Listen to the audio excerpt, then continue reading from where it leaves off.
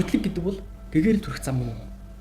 Ер нь шүтлэг гэдэг бол аливаа хүн чинь юмд итгэж байж аливаа сайн сайхныг бүтээн ш. Тэгэхээр хүн заавал одоо гончгсон лам багш гурван би итгэж байж ямар нэгэн цаг амжилт гарч байгаа. Айлгэр ч гэсэн бас хань жилдээ итгэж байж тэр итгэл дээр тогтож байж сайхан аж аргал үүсч тийм ээ сайн сайхан амьдарч байгаа. Тэгэхээр бол хүний шүжиг бол байж аливаа нэг сайхан зүйл бий болно. Тийм ээ юмд итгэдэг байж тэр сайн сайхан зүйлийг өөртөө бий болгож байгаа. Хүний амьдрал хүмүүний амьдрал гэсэн бусдыг одоо хайрлахын тулд өөртөө итгэдэг байж л бусдад сайн сайхан зүйл өгч чаддаг ш. Тэгэхээр би бол шүжиг бишэл гэдэг бол хүн заавал байх ёстой гэсэн үг гэдэг.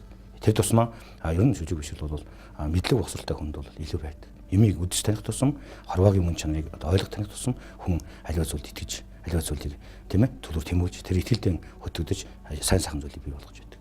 Одоо би ч гэсэн бурхан шний одоо намайг үзэж гэрэл төрнө гэдэг итгэл надад байгаа учраас би өдөртөл сайхан намайг багшийн зааж өгсөн сургаалыг цааш нь бас хэрэгжүүлээд олон сайхан багш нараас сонсож судалж би мэдэлж байгаа. Бас л нэг одоо лам шүү дээ. Тийм юм шиг бас бүгдийг бол итгэл одоо найдвар гэдэг юмнаас бий болно доо.